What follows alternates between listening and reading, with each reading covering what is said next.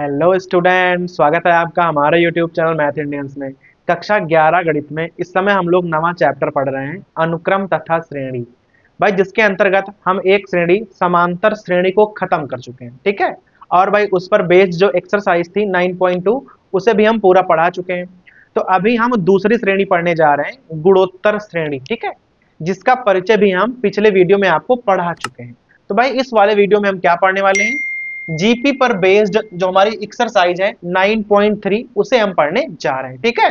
तो भाई अगर आपको जीपी का परिचय देखना है कि भाई गुणोत्तर श्रेणी क्या होती है, इसमें कौन कौन से सूत्र होते हैं और भाई यह किस प्रकार से समांतर श्रेणी से अलग होती है, तो आप हमारा पिछला वीडियो देख सकते हैं, ठीक भाई। तो इस वीडियो में शुरू करने जा रहे हैं हम एक्सरसाइज 9.3 को। भाई पहला सवाल आप किताब उठा के देख लीजिए, लिखा हुआ है 5/2, 5/4, 5/8 डॉट डॉट डॉट डॉट। कह रहा है कि भाई यह कोई हमारे पास जीपी लिखी हुई है, क्लियर है ना।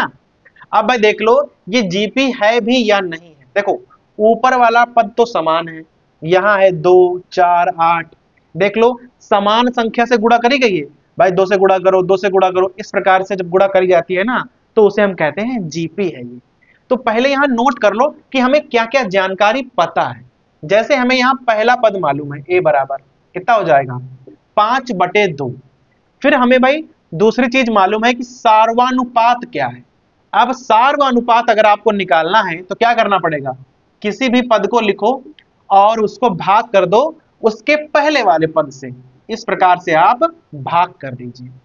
5 और 5 कैंसिल हो जाएंगे, 2 दूना 4, कुल मिलाकर आ जाएगा 1/2। तो हमारा यहाँ पहला पद है 5/2 और जो सार्वनुपात है वो है 1/2। अब किताब में देख लो आपसे पूछ क्या रहा है, पूछ रहा है कि भाई इस श्रेणी का हमें 20वां पद बताइए कि क्या होगा। अब देखो 20वां पद क्या होगा, भाई सूत्र लगाएंगे ARn-1, जहां n का मान हम 20 रखने वाले हैं। देखो a का मान है 5/2, r का मान है 1/2 और भाई यहां हो जाएगा सीधा 19। भाई n का मान 20 रखोगे, 20 - 1 19 हो जाएगा, ठीक है। तो यहां आ जाएगा 5/2 और 1/2 और भाई पावर हो जाएगी 19। एक पर तो कोई पावर लगी हो कोई फर्क पड़ता नहीं है, ठीक है। यहाँ हो जाएगा 5/2 की पावर 20।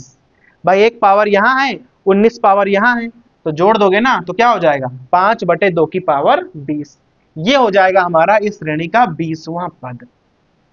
अभी एक बात और बोल रहा है, कह रहा है कि यहाँ पर आपको nवां पद भी बताना है। एक बात और देखो, पहले पद में 2 की 1 पावर है, दूसरे पद में 2 की 2 पावर है, तीसरे पद में 2 की 3 पावर है, 20वें पद में 20 पावर है 2 की। इसलिए अगर आपको nवां पद निकालना है तो भाई आप डायरेक्ट भी लिख सकते हो 5/2 और पावर क्या हो जाएगी n, क्योंकि nवां पद है तो पावर हो जाएगी n। अब निकाल के देख लो, ठीक है। ये तो हमने डायरेक्ट लिख दिया है, भाई वही सूत्र लगाएंगे, सिंपल है एकदम। बस यहाँ n का मान हमें n ही रखना है, तो मान रखो 5/2 और यहाँ हो जाएगा 1/2 और n-1। ध्यान रखो 2 की पावर n-1 यहाँ पर है और 2 की पावर 1 यहाँ है, 1 1 कैंसिल होगा तो पावर बचेंगी n और हमारा आंसर क्या आ जाएगा 5/2 की पावर n, ठीक है। देखो वही आंसर आ गया। भाई पहले पद में 1 पावर, दूसरे पद में 2 पावर, तीसरे पद में 3 पावर, 20वें पद में 20 पावर, तो nवें पद में n पावर हो जाएगी, ठीक है। तो भाई ये है हमारा सवाल नंबर 1। अब भाई प्रश्न नंबर 2 पे आ जाओ। कह रहा है कि उस गुणोत्तर श्रेणी का हमें 12वां पद ज्ञात करना है, ठीक है। तो भाई पहले आपको ज्ञात क्या करना है, शुरुआत में दे दिया गया है कि आपको भाई T12 निकालना है और आपको मालूम क्या है, कह रहा है 8वां जो पद है वो 192 है। जो हमारा 8वां पद है वो 192 है। इसके अलावा आपको सार्वनुपात मालूम है भाई 2 है। दो चीजें आपको मालूम है, 8वां पद 192 है, सार्वनुपात 2 है और आपको 12वां पद ज्ञात करना है, ठीक है। तो पहले हम सूत्र लगाएंगे Tn, nवां पद वाला, इस प्रकार से। देखो आपको 8वां पद मालूम है तो हम 8वां पद ही निकालेंगे, a इंटू, भाई a तो हमें मालूम नहीं है लेकिन हमें r का मान पता है। r कितनी है 2 और n का मान है 8, तो 8 - 1 यहाँ हो जाएगा 7। तो ये हमारा T8 हो गया। और भाई यहाँ पर जो हमारा T8 मालूम है वो है 192। तो क्या करेंगे हम दोनों को बराबर कर देंगे इस प्रकार से, ठीक है। तो हमें यहाँ से ना a का मान पता चल जाएगा। देखो यहाँ हो जाएगा 192 और भाई यहाँ है 2 की पावर 7। भाई 2 दूनी 4, 8, 16, 32, 64 और 128। यहाँ आ जाएगा 128। देखो 64 तिया 92 और 64 दूना 128। तो भाई a का मान क्या हो जाएगा 3/2। अब आपको a का मान पता है, r का मान पता है और हमें निकालना है T12। अब भाई सूत्र तो वही वाला रहेगा, क्या हो जाएगा AR11। n-1 होता है तो जितना यहां हो उससे एक कम कर दीजिए आप। तो a का मान है 3/2 और यहां हो जाएगा 2 की पावर 10 नहीं 11। भाई यहाँ 11 है ना, तो आ जाएगा 2 की पावर 11। अब देखो एक पावर जब यहाँ कटेगी ना तो सीधा आ जाएगा 2 की पावर 10। 2 की पावर 10 का मान आपको पता होना चाहिए 1024 होता है।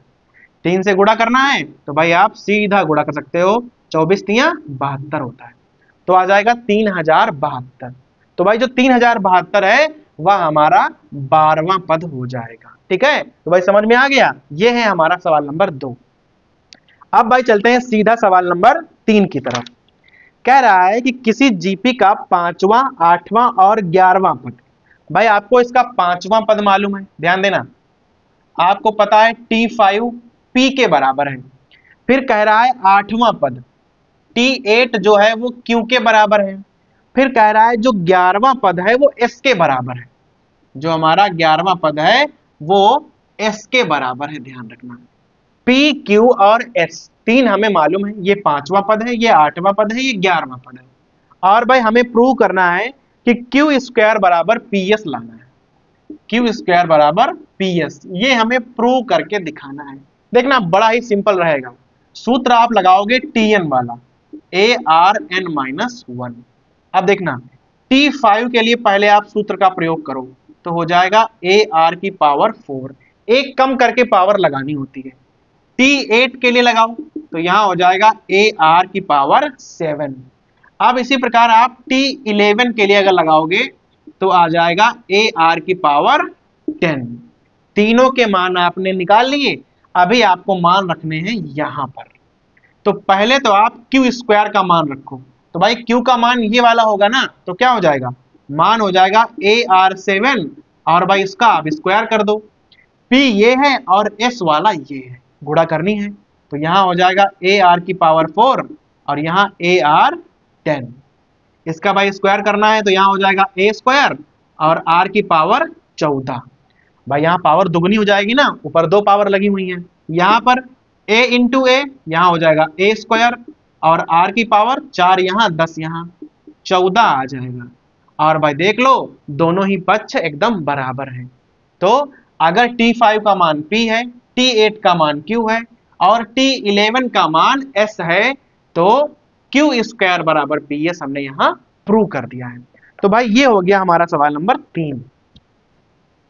अब भाई प्रश्न नंबर 4 पे आ जाओ। कह रहा है किसी जीपी का चौथा पद उसके दूसरे पद का वर्ग है, ऐसा भाई आपसे कह रहा है। कह रहा है जो आपका चौथा पद है और जब भाई दूसरा पद है, ठीक है, तो जो चौथा पद है वह दूसरे वाले पद का ना वर्ग है, ऐसा आपको एक कंडीशन मालूम है।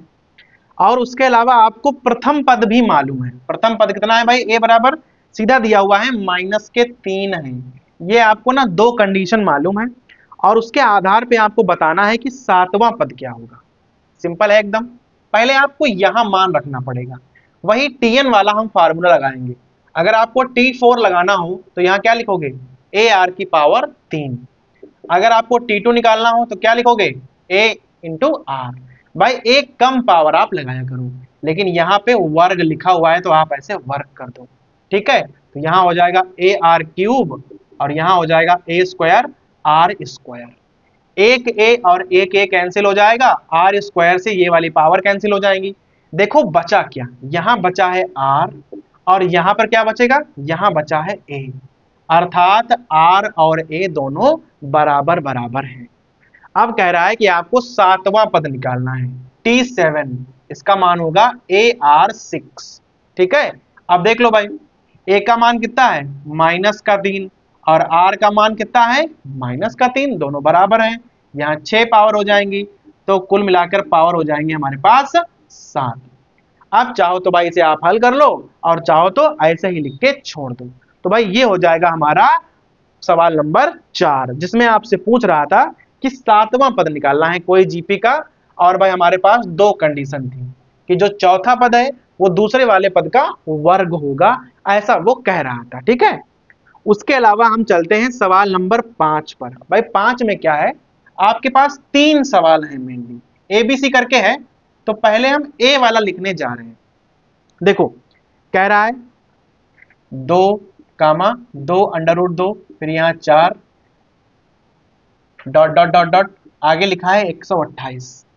आपको ये बताना है कि इस वाली जीपी में 128 कब आएगा, या कह रहा है कि 128 कौन सा पद है, ये आपको बताना है। तो पहले तो आप जीपी को ढंग से पढ़ो। यहां लिखा है 2 अंडर रूट 2, फिर 4 है। तो पहले तो आप पता करो कि यहां प्रथम पद क्या है, जो कि भाई 2 के बराबर है। आर कितना है, कैसे निकालोगे, कोई भी पद लिखो और उसको उसके पहले वाले पद से भाग कर दो, कटेगा। यहाँ पे क्या आ जाएगा, अंडर रूट 2। ए मालूम, आर मालूम, अब आपको सब कुछ पता चल जाएगा। देखो सूत्र लगाएंगे हम टीएन वाला, ए आर एन माइनस 1, और टीएन का मान 128 रख देंगे, क्योंकि हमें ये नहीं मालूम है कि भाई 128 जो है वो कौन सा पद है। अब ए का मान है 2 और आर का मान है अंडर रूट 2, और यहां हो जाएगा एन माइनस 1। 2 से यहां काटोगे तो आ जाएगा 64। अब बहुत ध्यान देना, इसको इधर लिख लो, अंडर रूट 2 पावर कितनी हो जाएगी, एन माइनस 1। 64 को आप चाहो तो 2 की पावर 6 लिख सकते हो, लेकिन यहां 2 की पावर नहीं है, यहां अंडर रूट 2 की पावर है। तो आप क्या करोगे, अब 2 को आप चाहो तो अंडर रूट 2 की पावर लिख सकते हो, कितनी, जस्ट दुगनी पावर कर दो। यहां आपको तुलना करनी है, तो क्या आ जाएगा, n माइनस 1 बराबर 12 और n बराबर कितना आ जाएगा, 13 आ जाएगा। अर्थात इस वाली जीपी में अगर आप 13वां पद निकालोगे तो वो 128 होगा। ठीक है, तो भाई बड़ा ही सिंपल सवाल था।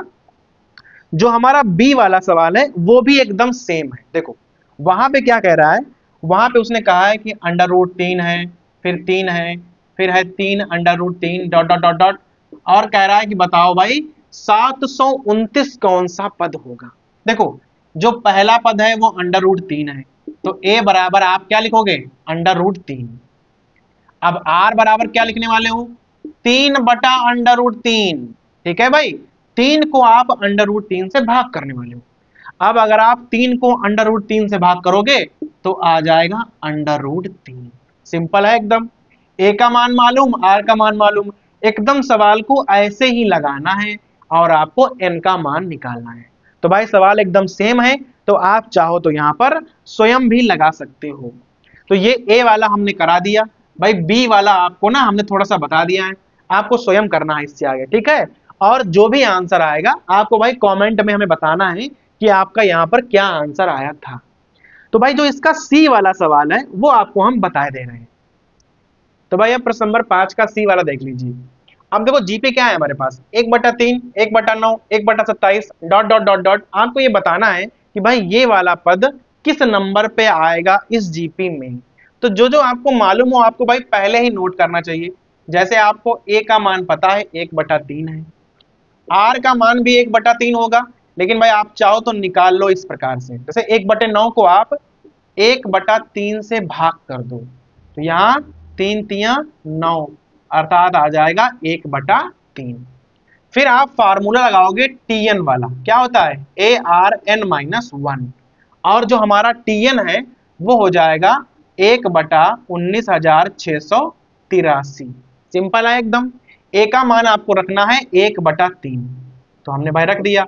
अब आर का मान है 1/3 और यहां हो जाएगा n माइनस 1, बराबर में भाई यही वाली संख्या आप ऐसे ही उतार दो, 683 है इस प्रकार से। अब देखो दोनों संख्याएं सेम लिखी हुई तो आप क्या करोगे भाई, पावर यहां पर आप जोड़ दोगे इस प्रकार से, और पावर हो जाएगी 9।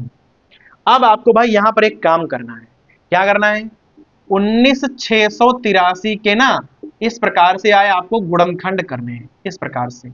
ठीक है, लगातार 3 3 से काटते जाना है, और भाई टोटल ना गुणनखंड कर लेंगे। अर्थात भाई ये चेक करना है कि अगर इसे हम 3 की पावर में लिखेंगे तो भाई कितनी पावर आएगी आपके पास।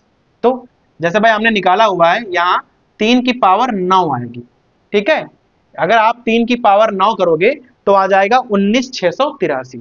उसे आप इस प्रकार से लिखो, और भाई चाहे तो इस प्रकार से भी आप लिख सकते हो, क्योंकि आप एक पर कितनी भी पावर लगाओ कोई फर्क तो पड़ता नहीं है। यहां पर आप तुलना कर लो और भाई क्या आ जाएगा, n बराबर 9 आ जाएगा। अर्थात इस वाली जीपी में जो ये वाला पद है वो 9वें स्थान पर होगा। सिंपल बात है एकदम। तो भाई ये हो गया हमारा प्रश्न नंबर 5 का सी। 3 सवाल थे, तीनों एक जैसे थे भाई, अलग अलग जीपी में आपको बताना था कि कौन सा पद कौन से स्थान पर आएगा। ठीक है, तो अभी प्रश्न नंबर 6 को भाई देख लीजिए, किताब उठाइए भाई और प्रश्न नंबर 6 को पढ़िए। कह रहा है x के किस मान के लिए आपके पास 3 संख्याएं हैं, -2/7, x और -7/2 गुणोत्तर श्रेणी में है। भाई ये सवाल काफी अच्छा है। कह रहा है कि ये वाली 3 संख्याएं जीपी में हैं, तो हमें x का मान बताना है। देखो अब भाई आपको एक फार्मूला पढ़ाया गया है, अगर 3 संख्याएं हमने मान रखी हैं कि a है, b है, c है, अगर 3 संख्याएं जीपी में हैं तो भाई एक सूत्र होता है b² बराबर ac। सिंपल एक फार्मूला है, अगर 3 संख्याएं a, b और c जीपी में हैं तो सूत्र होगा b² बराबर ac। तो इसी प्रकार से अगर ये 3 संख्याएं जीपी में हैं तो भाई सूत्र क्या होगा, बीच वाले का वर्ग करना है और जो संख्याएं किनारे किनारे हैं उनकी ना हमें गुणा कर देनी है। तो माइनस माइनस प्लस हो जाएगा, 2 2 कैंसिल, 7 7 कैंसिल, तो भाई क्या आ जाएगा, 1 आ जाएगा। ठीक है, x² बराबर 1 होगा। अर्थात भाई x का मान क्या होगा, +-1।